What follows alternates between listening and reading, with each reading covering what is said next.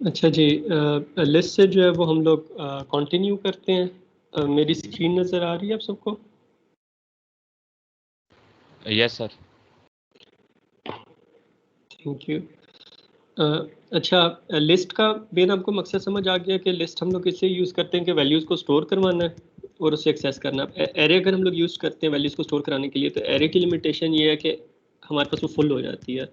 तो उसका हल ये है कि जैसे हमारे पास कोई वैल्यू आती है तो उसके लिए हम लोग मेमोरी एलोकेट करते हैं। ठीक है, जिस तरह यहाँ पे हमारे पास लेट्स से एक और कोई वैल्यू आ गई, उसके लिए हम लोग जो है वो मेमोरी एलोकेट करेंगे। ठीक है, और उसको जो एग्जिस्टिंग हमारे पास लिस्ट है उसके साथ कनेक्ट कर देते हैं। ठीक है, तो इसके अंदर ये होता है कि जितनी आपके पास वैल्यूज चाहिए होती हैं उतनी आप मेमोरी एलोकेट करते हैं, और इसकी कोई लिमिट नहीं होती। इसकी लिमिट वही होती है जो आपके सिस्टम की रैम की लिमिट है। ठीक है, कि जब तक आपकी रैम फुल नहीं हो जाती आप जो है वो नई वैल्यूज जो है वो क्रिएट करके उसके लिए मेमोरी एलोकेट करके एग्जिस्टिंग लिस्ट के साथ जो है वो आप उसको लिंक कर सकते हैं।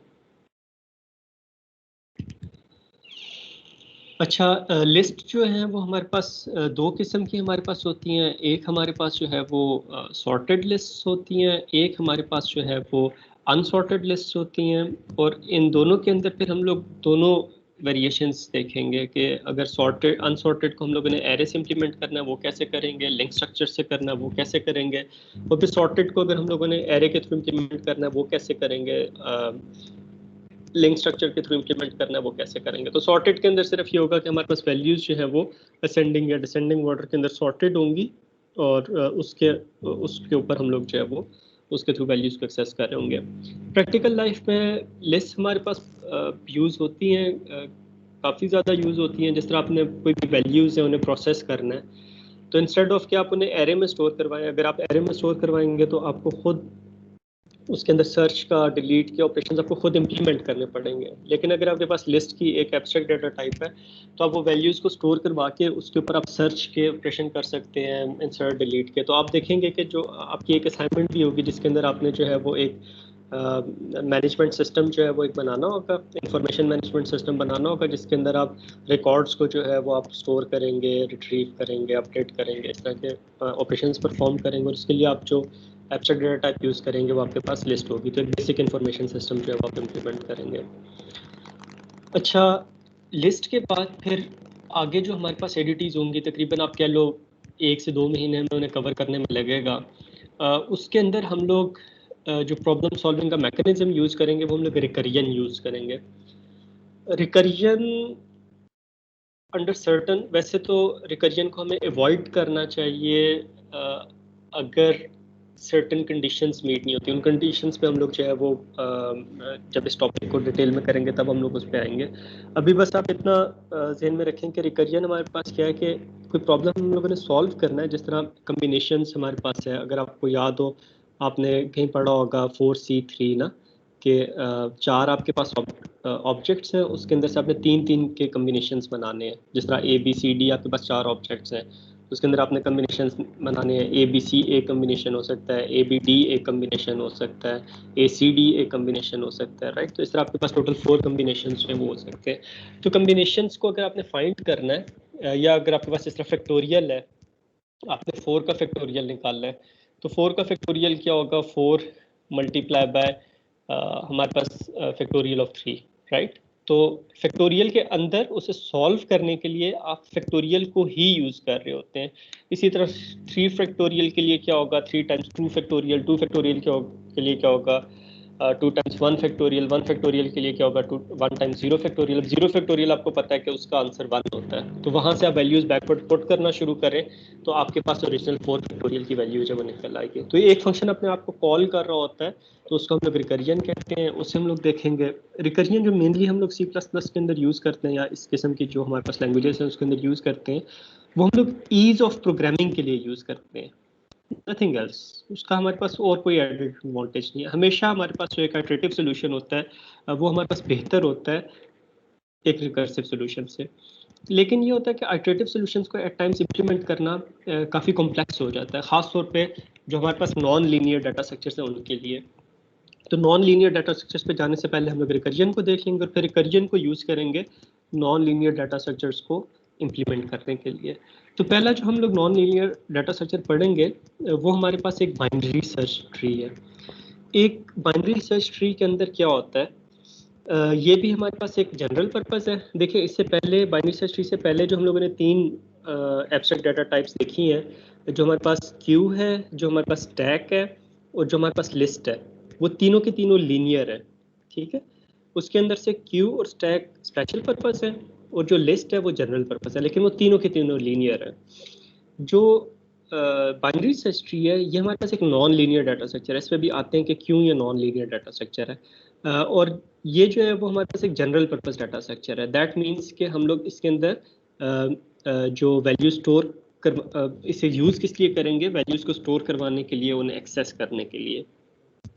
तो जो लिस्ट होती है उसके अंदर हमारे पास जो सर्च होती है या अगर इंसर्ट करनी है नई वैल्यूज़, वो हमारे पास टाइम कंज्यूमिंग होती हैं, या किसी वैल्यू को अगर डिलीट करना है it can be time consuming, उसके अंदर ज़्यादा स्टेप्स रिक्वायर्ड होते हैं।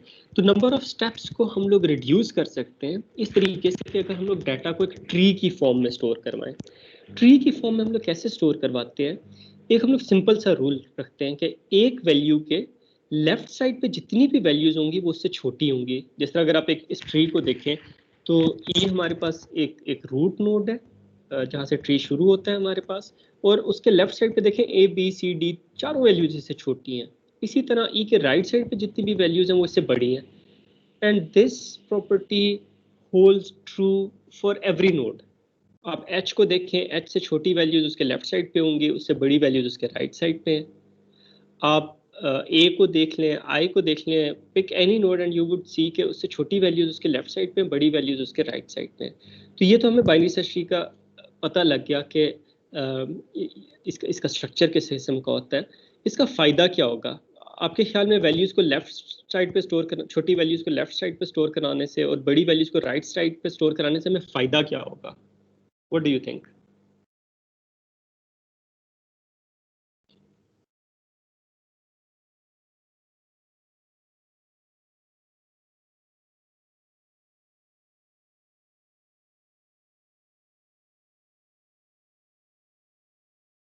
अच्छा चलें हम लोग इसको एक स्पेसिफिक एग्जांपल के हिसाब से देख लेते हैं। अब फर्ज करें कि हम लोगों ने जी को सर्च करना है, राइट? जी को हम लोगों ने सर्च करना है। तो मुझे बताएं, हम लोग अच्छा शुरू हमेशा हम लोग रूट नोड से करेंगे, ई से हम लोग शुरू करते हैं, जी को सर्च करना है। तो क्या हमें ई के लेफ्ट साइड पे देखने की ज़रूरत है?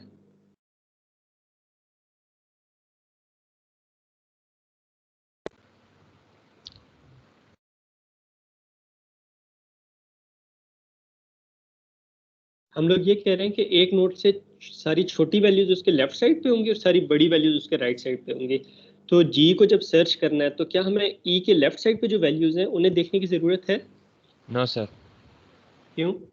नहीं सर। सर क्योंकि वहाँ पे सारी उससे छोटी वैल्यूज़ है ना, तो जी जो है वो हम ई से कंपेयर करेंगे, वो उससे बड़ा है, तो फिर हमें सिर्फ राइट साइड पे देखना पड़ेगा। देखो फर्स्ट स्टेप के अंदर हम लोगों ने आधी जो वैल्यूज हैं उन्हें हम लोगों ने डिस्कार्ड कर दिया, उन्हें बाहर निकाल दिया जो हम लोग देखेंगे नहीं। तो अब देखो सर्च थोड़ी फास्ट हो गई है ना, 4 वैल्यूज का विजिट ही नहीं कर रहे, तो वो आपके पास स्टेप्स बच जाएंगे। लिस्ट के अंदर इस तरह नहीं था, एक अनसॉर्टेड लिस्ट के अंदर इस तरह नहीं था। अब ई हमें पता है, जी जो है वो हमें पता है ई से बड़ा है, ई के राइट साइड पे आके। अब एच के कहाँ पे जाएंगे हम लोग? एच के लेफ्ट पे सर। लेफ्ट पे जाएंगे। इसका मतलब है नेक्स्ट स्टेप में वो जो आधी वैल्यूज रह गई थी, ये जो ई का राइट सब ट्री था उसके अंदर एच के जो आधी राइट साइड पे आधी वैल्यूज थी वो भी हम लोगों ने डिस्कार्ड कर दी। फर्स्ट स्टेप पे प्रॉब्लम स्पेस को हाफ में डिवाइड कर दिया, फिर उस हाफ को फर्दर हाफ में डिवाइड कर दिया। अब एफ पे आएंगे तो एफ के लेफ्ट साइड पे नहीं जाएंगे अगर वहाँ पे कोई वैल्यूज है, एफ के राइट साइड पे जाएंगे और यहाँ पे हमें वो वैल्यू मिल जाएगी। तो अब देखें नंबर ऑफ स्टेप्स जो है वो हमारे पास रिड्यूस हो गए।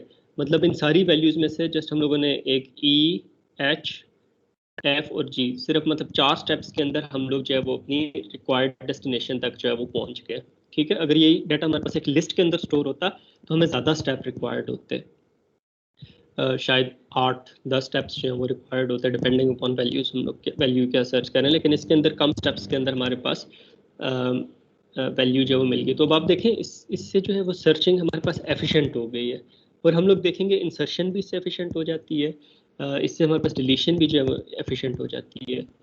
जो हमारे पास सॉर्टेड लिस्ट है, जो इससे पहले वाली एडीटी थी, सॉर्टेड लिस्ट के अंदर हमारे पास सर्चिंग तो एफिशिएंट हो सकती है। सॉर्टेड लिस्ट अगर एरे में हमारे पास पड़ी हुई है तो उसके अंदर बाइनरी सर्च यूज करके हम लोग इसी मैकेनिज्म के ऊपर हम लोग सर्च कर सकते हैं। लेकिन उसके अंदर जो हमारे पास इंसर्ट करनी है नई वैल्यूज, उसके अंदर हम लोगों ने एग्जिस्टिंग वैल्यूज को डिलीट करना है, वो हमारे पास जो है वो बहुत ज़्यादा इनएफिशिएंट होगी वो चीज़। अभी मेरी आवाज़ दोबारा तो नहीं कटना शुरू हो गई? सर मुझे ठीक से नहीं आ रही।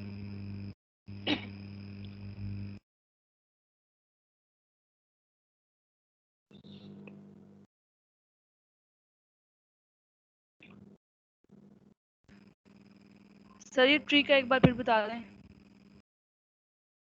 ट्री का सारा या कोई स्पेसिफिक पॉइंट?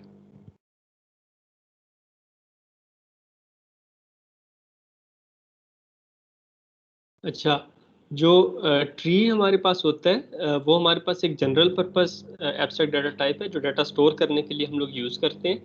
और बाइनरी सर्च ट्री के अंदर मुख्तलिफ किस्म के ट्रीज होते हैं। बाइनरी सर्च ट्री के अंदर हमारे पास क्या होता है कि जो हमारे पास छोटी वैल्यूज़ होती हैं, एक वैल्यू से छोटी वैल्यूज़ वो हमारे पास लेफ्ट साइड पे स्टोर्ड होती हैं, और जो हमारे पास एक वैल्यू से बड़ी वैल्यूज़ होती हैं वो हमारे पास राइट साइड पे स्टोर्ड होती हैं। तो ये हमारे पास एक ट्री होता है। इसकी भी हम लोग इम्प्लीमेंटेशन देखेंगे। ये हमारे पास एक नॉन लीनियर डाटा स्ट्रक्चर है। और ये क्यों एक नॉन लीनियर डाटा स्ट्रक्चर है?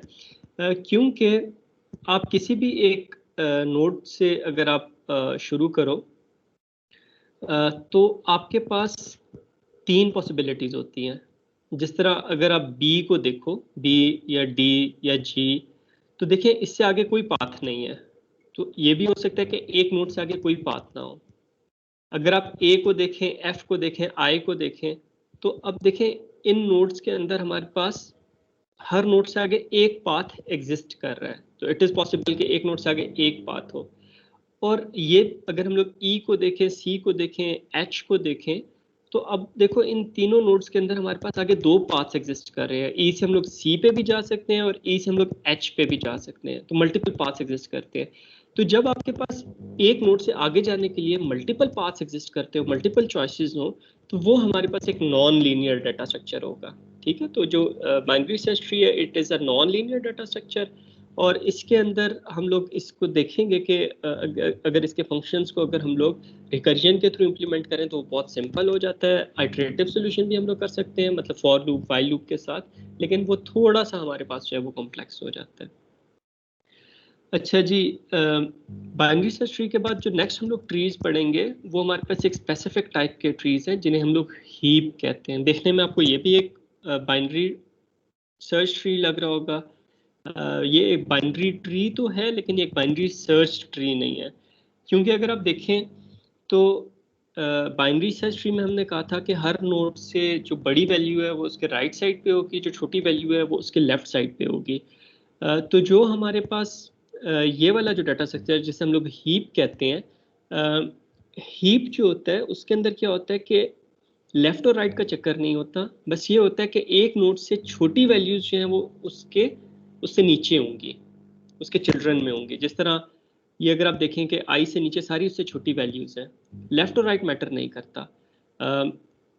अब ए जो है वो आई से छोटा है, वो आई के राइट साइड पे है, राइट। और हमारे पास डी जो है वो हमारे पास वो भी खैर आई से छोटा है, लेकिन ए के जो है वो लेफ्ट साइड पे है। तो मतलब कुछ छोटी वैल्यूज हमारे पास राइट साइड पे जा रही हैं, कुछ छोटी वैल्यूज लेफ्ट साइड पे जा रही हैं। तो हमारे पास इसके अंदर ये नहीं होता कि लेफ्ट और राइट साइड पे हमारे पास छोटी या बड़ी वैल्यूज होंगी। बस ये कि लेफ्ट साइड है या राइट साइड है, बस छोटी वैल्यूज होंगी। डजेंट मैटर कि मतलब उनका ऑर्डर क्या है। अगर ये बाइनरी सर्च ट्री होता तो आई के राइट साइड पे सारी से बड़ी वैल्यूज होनी चाहिए थी, जे के एल एम इस तरह करके। लेकिन यहाँ पे देखें राइट साइड पे भी छोटी वैल्यूज है, लेफ्ट साइड पे भी छोटी वैल्यूज है। इसका फ़ायदा क्या होता है कि जब हम लोग एक हीप लेते हैं तो उसका जो रूट एलिमेंट होता है, जो टॉप मोस्ट एलिमेंट होता है, वो हमेशा सबसे बड़ी वैल्यू होती है। उस ट्री के अंदर सबसे बड़ी वैल्यू जो है हमेशा रूट पे होती है। इसका फ़ायदा क्या होता है? रियल लाइफ के अंदर देखें आपके पास एट टाइम्स आपको प्रायोरिटी क्यूज चाहिए होती हैं। प्रायोरिटी क्यू क्या होती है? आप बैंक में जाते हैं, वहाँ पे देखें एक अलहदा से लाइन बनी भी होगी सीनियर सिटीजन्स की। अब वो बेशक देर से आ रहे हैं, लेकिन क्योंकि वो इतनी देर क्यू में खड़े नहीं हो सकते, वेट नहीं कर सकते, तो उनको पहले प्रायोरिटी दी जाती है, उन्हें पहले प्रोसेस किया जाता है। इसी तरह जब आप एक हॉस्पिटल की इमरजेंसी में जाते हैं, अब वहाँ पे देखें एक नॉर्मल सा केस है, एक बंदे को जो है वो उंगली उसकी थोड़ी सी जो है उस पर खराश आ गई है, अब वो इमरजेंसी में चला जाता है कि जी मेरी यहाँ पे जो है वो पट्टी कर दें। उसके मुकाबले में अल्लाह माफ़ करे एक एक बंदा आता है, उसका एक्सीडेंट हुआ है, ठीक है, उसकी खुदा न खासा टांग जो है वो टूटी हुई है या कट गई है, खून निकल रहा है उसका। तो अब आप खुद सोचें प्रायोरिटी किसे मिलेगी? जिसकी उंगली पे खराश आई हुई है उसे मिलेगी, या जिसका मतलब एक्सीडेंट हुआ है उसको मिलेगी? जो ज़्यादा जख्मी है, ऑफ कोर्स जो ज़्यादा जख्मी है उससे ज़्यादा प्रायोरिटी मिलेगी। तो वो भी हमारे पास प्रायोरिटी क्यू है। तो रियल लाइफ के अंदर भी हमारे पास प्रायोरिटी क्यूज जो हैं वो यूज़ होती हैं, जहाँ पे सर्टन एलिमेंट्स को जो है वो ज़्यादा प्रायोरिटी दी जाती है, और यही चीज़ हमारे पास कंप्यूटिंग के अंदर भी यूज़ होती है। तो कंप्यूटिंग के अंदर हमारे पास प्रायोरिटी क्यूज़ को मुख्तलिफ तरीक़ों से इम्प्लीमेंट कर सकते हैं, लेकिन इसका जो मोस्ट एफिशिएंट वे इम्प्लीमेंट करने का वो हमारे पास हीप्स है। तो ये जो स्ट्रक्चर है, ये हमारे पास एक हीप है, ये जो बाइनरी ट्री है ये हमारे पास एक हीप है। हीप को यूज़ करते हुए हम लोग प्रायोरिटी क्यूज़ को इम्प्लीमेंट करते हैं, लेकिन हीप की और एप्लीकेशंस भी हैं। हम लोग देखेंगे कि हीप को यूज़ करते हुए हम लोग अगर हम लोगों ने सॉर्टिंग करनी है तो वो हम लोग बहुत एफिशिएंटली जो है वो सॉर्टिंग कर सकते हैं। तो इसके ऊपर हम लोग जो है वो आएंगे।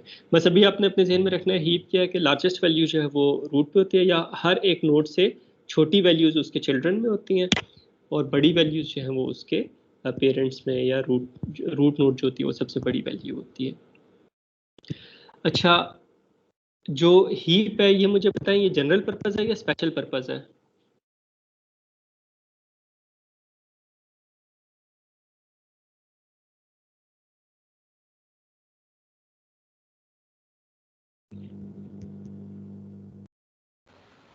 सर स्पेशल पर्पस होने चाहिए।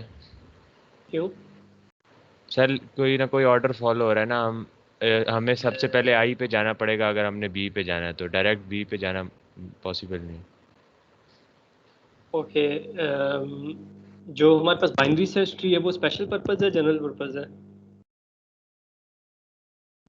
सर वो भी स्पेशल होनी चाहिए। नहीं, जो बाइनरी सर्च ट्री है ना वो वैल्यूज़ को स्टोर करने के लिए यूज़ होता है, वैल्यूज़ को सर्च करने के लिए, इंसर्ट करने के लिए। जो हीप होती है, अच्छा, जो बाइनरी सर्च ट्री है वो हमारे पास जनरल पर्पज़ है। जो हीप है वो हमारे पास स्पेशल पर्पज़ है। क्यों? क्योंकि हीप को जो हम लोग मोस्टली यूज़ करते हैं वो वैल्यूज़ को स्टोर करवाने के लिए और रिट्रीव करने के लिए नहीं यूज़ करते। हीप को मोस्टली जो हम लोग यूज़ करते हैं वो इसलिए यूज़ करते हैं कि हमें डाटा में से सबसे बड़ी वैल्यू चाहिए होती है, ठीक है? तो इस वजह से हम लोग हीप को यूज़ करते हैं कि हीप के अंदर हमेशा जो सबसे बड़ी वैल्यू है वो टॉप पे होती है। बाइनरी सर्च ट्री में इस तरह नहीं था।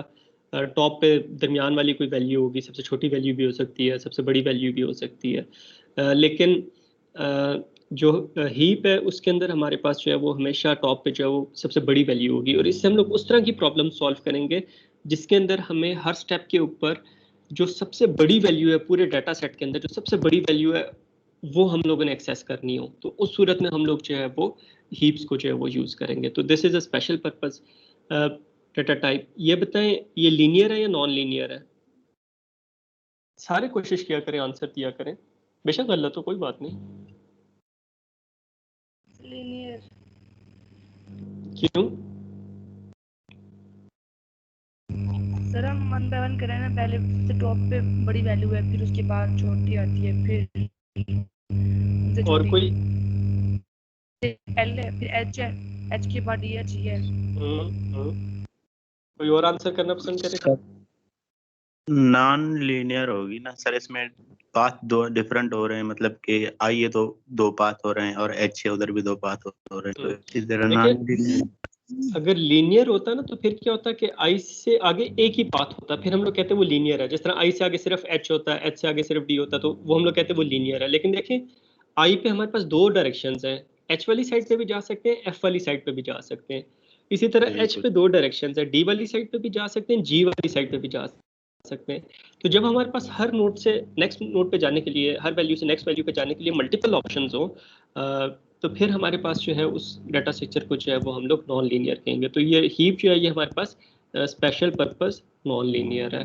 और जो बाइनरी सर्च ट्री था, वो हमारे पास क्या था, जनरल पर्पस नॉन लीनियर था, ठीक है। तो ये हमें जो है वो थोड़ा सा आइडिया हो जाएगा कि लीनियर कब होगा, नॉन लीनियर कब होगा, स्पेशल पर्पस कब होगा, जनरल पर्पस कब होगा। ये वैसे हम लोग जब पढ़ेंगे साथ साथ आपको और ज़्यादा क्लैरिटी जो है वो होती जाएगी।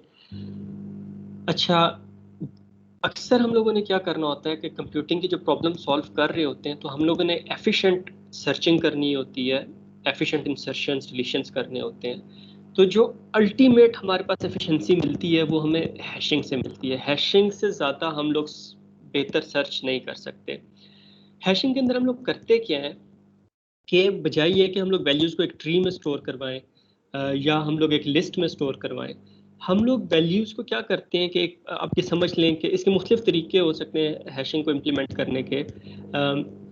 एक तरीका जो है वो ये है कि हम लोग एक जो लिस्ट है, लिस्ट की एरे ले लें, ठीक है, और हम लोग ये कहते हैं कि जी सर्टेन वैल्यूज़ जो हैं वो सर्टेन लिस्ट के अंदर स्टोर करवाएंगे। जिस तरह जो हमारे पास ये 65,905 है, ये हमारे पास लिस्ट नंबर 5 के अंदर जो है वो स्टोर होगी। जो हमारे पास 20,006 है, ये हमारे पास लिस्ट नंबर 6 के अंदर जो है वो स्टोर होगी। तो अगर आप ये देखें तो जो हमारे पास इस पर्टिकुलर केस में, ऑल्दो प्रैक्टिकली हम लोग इस तरह करते नहीं है, जो वैल्यू का लास्ट जो हमारे पास डिजिट है उसकी बेस पे हम लोग बेसिकली डिसाइड कर रहे हैं कि वो वैल्यू जो है वो कौन सी लिस्ट में स्टोर होगी। जिस तरह जिन वैल्यूज के एंड पे 0 आ रहा है वो लिस्ट 0 में स्टोर करवा रहे हैं, जिनके एंड पे 1 आ रहा है वो लिस्ट 1 में स्टोर करवा रहे हैं, जिनके एंड पे 2 आ रहा है उसे लिस्ट 2 में स्टोर करवा रहे हैं। तो इस तरह हम लोग लास्ट 1 या लास्ट 2 डिजिट्स की बेस पे हम लोग इस केस में डिसाइड कर रहे हैं कि उसे किस इंडेक्स पे स्टोर करवाना है। तो जब हमारे पास ये जो वैल्यू स्टोर होती हैं ये यूनिफॉर्मली डिस्ट्रीब्यूटेड होती हैं, तो यू कैन इमेजिन कि हर लिस्ट के अंदर हमारे पास लिमिटेड नंबर ऑफ वैल्यूज होंगी। तो हम लोग एक तो डायरेक्टली उस जगह पे चले जाते हैं जहाँ पे वो वैल्यू पड़ी होती है, डायरेक्टली उस लिस्ट पे चले जाते हैं और फिर उसके अंदर हम लोग सर्च करते हैं। तो ये जो होती है सर्चिंग, ये हमारे पास हमेशा फिक्स स्टेप्स के अंदर मतलब ऑलमोस्ट हमेशा फिक्स स्टेप्स के अंदर हमारे पास जो है वो हमें डिजायर्ड वैल्यू मिल जाती है। और प्रैक्टिकली जो है वो हमारे पास हैशिंग जो है वो बाइनरी सर्च ट्री से जो है उससे भी फास्ट होती है। तो वर्स्ट केस में उससे स्लो हो सकती है, लेकिन ऑन एवरेज हमारे पास हैशिंग जो है वो बाइनरी सर्च ट्री से भी जो है वो फास्ट होती है। तो हैशिंग जो है वो हमारे पास वैल्यूज़ को स्टोर करने के लिए यूज़ होती है, रिट्रीव करने के लिए, डिलीट करने के लिए यूज़ होती है। और फिर मुझे ये बताएं कि हैशिंग जो है वो हमारे पास फिर स्पेशल पर्पस होगी या जनरल पर्पस होगी?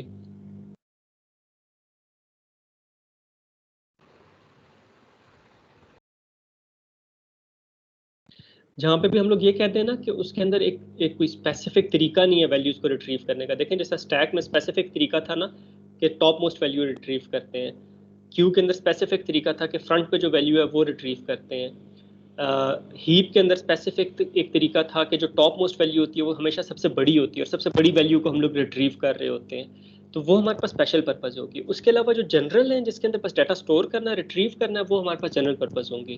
जैसा लिस्ट है जनरल पर्पस है, binary search tree general purpose है, ये इसको हैश टेबल कहते हैं, हैश मैप कहते हैं, ये हमारे पास जनरल पर्पस हो गए। Special purpose sir general purpose. General purpose के इसके अंदर हम लोगों ने वैल्यूज को जब स्टोर करना है उन्हें रिट्रीव करना है। और ये लीनियर होगा, नॉन लीनियर होगा?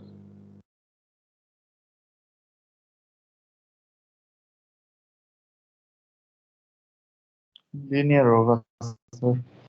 लीनियर होगा अगर हम लोग एक इंडेक्स पे चले जाएं ना, तो वहां से अगर ऑनवर्ड्स हम लोग देखें तो हमारे पास एक ही डायरेक्शन बनती है। लेकिन इन जनरल हम लोगों ने कहाँ से शुरू करना है, मतलब 1 से शुरू करना है, 5 से शुरू करना है, या अगर आप ये देखना चाहें इन अदर वर्ड्स कि फॉर इस वैल्यू के बाद अगली वैल्यू क्या होगी। अगर आप असेंडिंग ऑर्डर में लेट से रिट्रीव करना चाह रहे हैं तो इसके बाद आपके पास हो सकता है अगली वैल्यू आपके पास जो है वो किसी और इंडेक्स पे हो, इससे अगली वैल्यू लेट से 65,000 है या ये 50,000 है, ये इंडेक्स 2 के ऊपर हो। तो ये जो है हमारे पास हैश टेबल जो है वो एक नॉन लीनियर होगा, लेकिन इसका डिसाइड करना थोड़ा सा मुश्किल है एज कम्पेयर टू जो प्रीवियस हमारे पास एडीटीज थी। अच्छा, जो लास्ट एडीटी है वो हमारे पास जो है वो ग्राफ्स होंगे। ग्राफ्स जो होते हैं उसके अंदर हम लोग क्या करते हैं कि ग्राफ्स के अंदर हम लोग ये करते हैं कि हम लोग हर एक जो वैल्यू है उससे हम लोग एक वर्टेक्स के तौर पे ट्रीट करते हैं। ठीक है, ग्राफ्स आपने मैथमेटिक्स में कहीं पढ़े होंगे, अगर नहीं भी पढ़े हुए तो हम लोग क्या करते हैं कि ये जो ब्लू आपको एंटिटीज नजर आ रही हैं ये वर्टिसेस हैं, वर्टिसेस भी कहते हैं, नोड्स भी कहते हैं, और उनके दरमियान जो कनेक्शन है उसको हम लोग एज कहते हैं। तो ग्राफ्स के अंदर क्या होता है, एंटिटीज को हम लोग वर्टिसेस से रिप्रेजेंट कर देते हैं और उनके दरमियान जो कनेक्शंस होते हैं उनको हम लोग एजेस से रिप्रेजेंट कर देते हैं। इससे हम लोग बहुत ज़्यादा प्रॉब्लम सॉल्व करते हैं। इनफैक्ट जो आप गूगल पे सर्च कर रहे होते हैं तो गूगल के जो एक सक्सेस का जो एक वो था, वजह थी, वो हमारे पास ग्राफ्स थे कि उसने क्या किया कि हर वेबसाइट को एज अ वर्टेक्स रिप्रेजेंट किया और एक वेबसाइट से अगर दूसरी वेबसाइट के दरमियान लिंक है तो उसको एज एन एज रिप्रेजेंट कर दिया। अब उसने कहा कि जो सबसे ऑथेंटिक वेबसाइट होगी वो होगी जिसको जो है बहुत सी दूसरी ऑथेंटिक वेबसाइट्स पॉइंट कर रही हैं, लिंक कर रही हैं।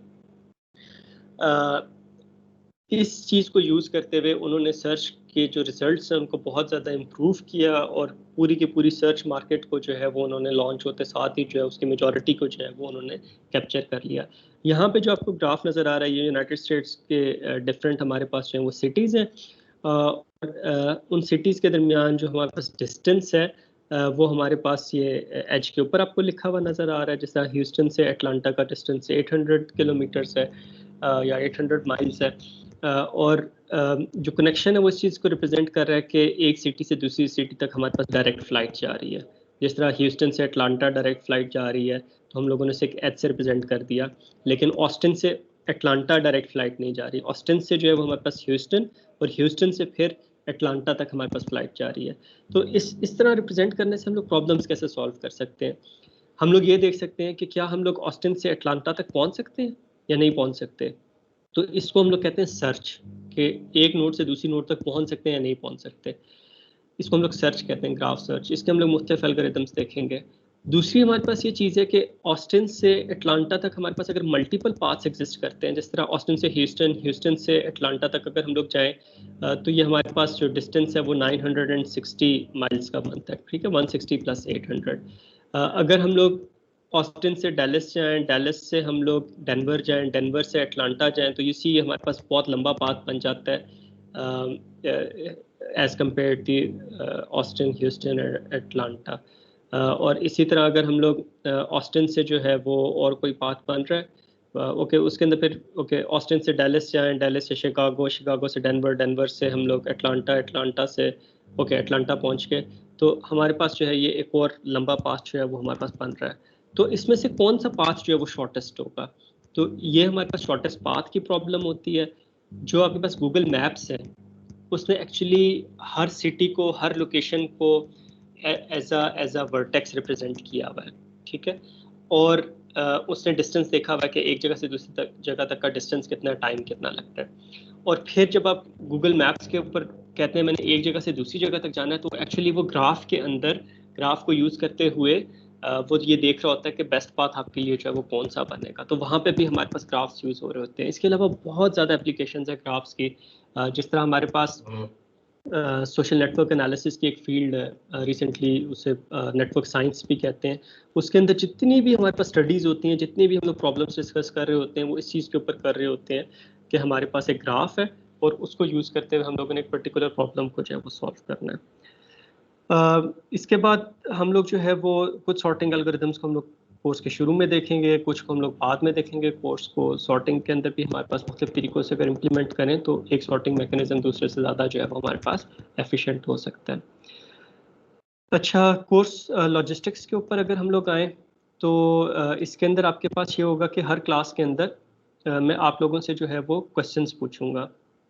ठीक है, जिस तरह आज भी मैंने आप लोगों से क्वेश्चन पूछे, आज तो मैंने खैर नोट नहीं किया, लेकिन नेक्स्ट लेक्चर से क्या होगा कि मैं आप लोगों से क्वेश्चंस पूछूंगा और हर एक के आगे स्टूडेंट के आगे जो है वो मैं नोट कर लूँगा कि आपने उसको कैसे जो है वो रिस्पॉन्ड किया है। तो आपके जो 15% मार्क्स हैं वो इन क्वेश्चन आंसर्स की बेस पे होंगे। तो क्लास के अंदर जब आप आएँ तो गौर से चीज़ सुना करें और फिर पिछला लेक्चर जो है वो प्रिपेयर करके फिर आप नेक्स्ट क्लास के अंदर आएँ। हमारे पास ये उस सूरत में अगर हम लोग जो है वो ऑनलाइन मोड के अंदर जाते हैं, अगर ऑफलाइन मोड में जाते हैं, ऑन कैंपस मोड पे जाते हैं, तो फिर ऑफ कोर्स आपके क्विजेस भी आ जाएंगे इसके अंदर और फिर क्वेश्चन आंसर्स को भी हम लोग जो है वो रख सकते हैं। असाइनमेंट्स जो हैं वो आपके पास 20% होंगे, 15% का आपके पास मिड टर्म एग्ज़ाम होगा और 50% का आपके पास जो है वो फाइनल एग्ज़ाम होगा। जो असाइनमेंट्स हैं, देखो बेटे एक बात मेरी बहुत गौर से सुनो, बहुत सिंपल सी बात है लेकिन इट इज़ वेरी इंपॉर्टेंट। किसी भी कोर्स के अंदर जो आपकी सबसे ज़्यादा लर्निंग होती है ना, वो आपकी असाइनमेंट से होती है। डाटा स्ट्रक्चर्स में आपको मेरी कोई चीज़ समझ नहीं आती ना, मैं बता रहा हूँ आपको, कुछ नहीं समझ आ रहा कि मैं क्या बोल रहा हूँ आप, लेकिन एक असाइनमेंट मैं आपको देता हूँ, वो आप असाइनमेंट इम्प्लीमेंट करते हैं और ख़ुद से उसे इम्प्लीमेंट करते हैं। तो जो चीज़ आपको लेक्चर में नहीं समझ आई वो आपको असाइनमेंट करके समझ आ जाएगी जब आप खुद उसके बारे में सोचेंगे। और असाइनमेंट जब आप खुद करेंगे, वो चीज़ आपके पास लाइफ टाइम आपके जहन के अंदर वो रह जाएगी, आप कभी भी उसको भूलेंगे नहीं। ठीक है, तो डाटा स्ट्रक्चर्स एक ऐसा कोर्स है कि इसके अंदर आपके पास जो है वो आगे जो आप कोर्सेज पढ़ेंगे उसके अंदर इसकी बहुत ज़्यादा एप्लीकेशन है। एल्गोरिदम्स हो गया, ऑपरेटिंग सिस्टम्स हो गया, नेटवर्क्स हो गया, मतलब बहुत ज़्यादा कोर्सेज हैं जिसके अंदर आपके पास डाटा स्ट्रक्चर्स की जो है वो एप्लीकेशंस है। सॉफ्टवेयर कंस्ट्रक्शन हो गया, वेब डेवलपमेंट हो गया, गेम डेवलपमेंट हो गया, डायरेक्टली इसके अंदर हमारे पास जो है वो मुख्तलिफ डाटा स्ट्रक्चर जो है वो इन्वॉल्व होते हैं। फिर जब आप जॉब पे जाएंगे तो जॉब के अंदर आपके पास शायद ही कोई ऐसा सॉफ्टवेयर होगा जिसके अंदर आप डाटा स्ट्रक्चर्स ना यूज़ कर, ठीक है, चाहे खुद इम्प्लीमेंट कर रहे हो या चाहे बने बनाए आप यूज़ कर रहे हो, तो शायद ही कोई ऐसा सॉफ्टवेयर हो जो आप डाटा स्ट्रक्चर्स के बगैर जो है वो आप इम्प्लीमेंट कर रहे हैं। मतलब you would hardly find such software ना, तो आपको डायरेक्टली अपने कैरियर के अंदर, अपनी जॉब के अंदर इस चीज़ की जो है आपको ज़रूरत होगी। तो बेटे देखो, इस कोर्स को इस तरह नहीं लेके चलना कि ये बस हम लोग किसी तरीके से पास कर लें हैं या किसी तरीके से ए ग्रेड ले लें, इस तरह नहीं लेके चलना इस कोर्स को। इस कोर्स को इस तरीके से लेके चलना है कि ये आप अपनी आप कह लो कि आप अपने कैरियर के लिए तैयारी कर रहे हो कि आपको एक अच्छा कैरियर मिल जाए, ठीक है।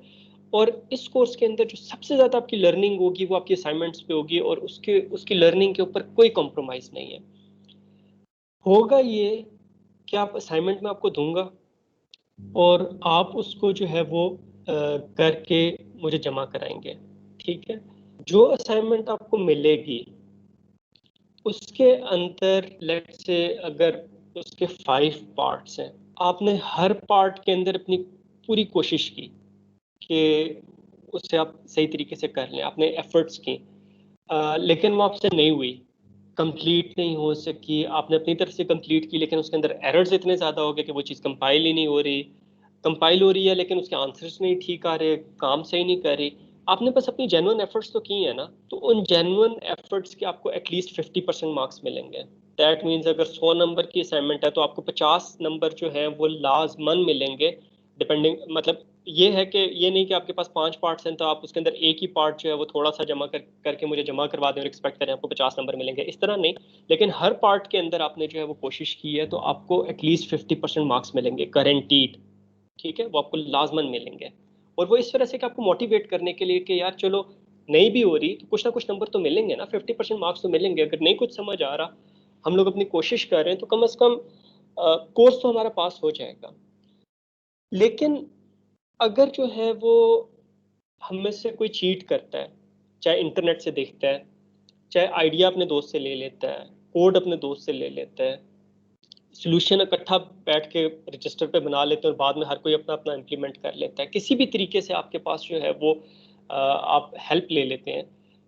हाँ, मेरी हेल्प ले सकते हैं आप मेरे से पूछ सकते हैं अगर आप फंस रहे हैं, कोई आपको प्रॉब्लम आ रहा है, लेकिन अपने क्लास फेलोज की नहीं, इंटरनेट की नहीं, सीनियर्स की नहीं, किसी की आपने हेल्प नहीं लेनी।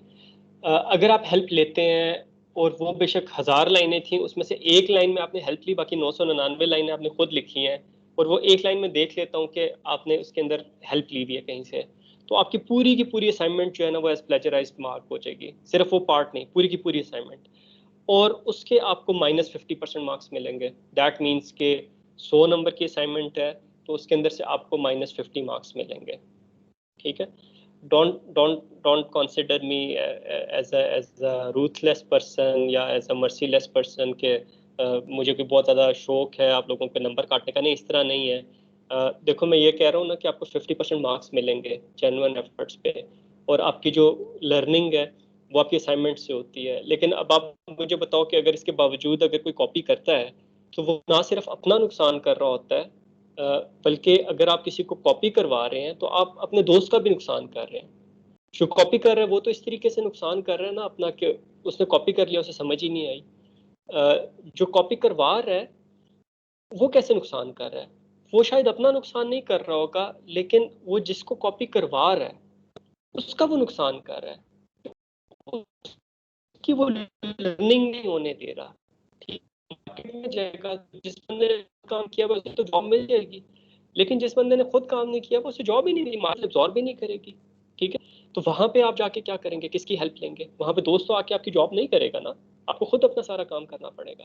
तो आप, और ये होता है कि जो लोग प्लेजराइज करके कॉपी करके अनफेयर मीन्स से जो है वो किसी तरीके से डिग्री ले भी लेते हैं, तो मार्केट उन्हें एब्जॉर्ब नहीं करती, और अगर वो मार्केट में एंटर होने की कोशिश करते हैं तो उन्हें कोई अच्छी जगह नहीं मिलती। उन्हें अपने क्लास फेलोज के साथ आने में कम से कम 2-3 साल लग जाते हैं उन तक पहुंचने के। तो उस स्टेज पे जाके रिग्रेट करने से बेहतर नहीं है कि अभी हम लोग खुद मेहनत करके चीज़ें सीख लें। तो इस चीज़ का बेटा आपने ख्याल रखना है, आपने डरना नहीं है, ना आपको डरने की ज़रूरत है। बस ये सिर्फ इस चीज़ के लिए कि आप लोग खुद जो है वो अपने जेन्युइन एफर्ट्स करें, सिर्फ इस चीज़ के लिए, और इसका जो है वो कोई मकसद नहीं है। ठीक है जी। और मिड टर्म एग्जाम 15% और फाइनल जो है वो आपके पास 50% का होगा। ये जो है वो आपकी टेक्स्ट बुक्स हैं, आपके साथ जो है ये लाइब्रेरी में भी आपके पास अवेलेबल हैं दोनों बुक्स, और आपके पास जो है वो ऑनलाइन जो है वो भी आपको ये जो है वो मिल जाएंगी।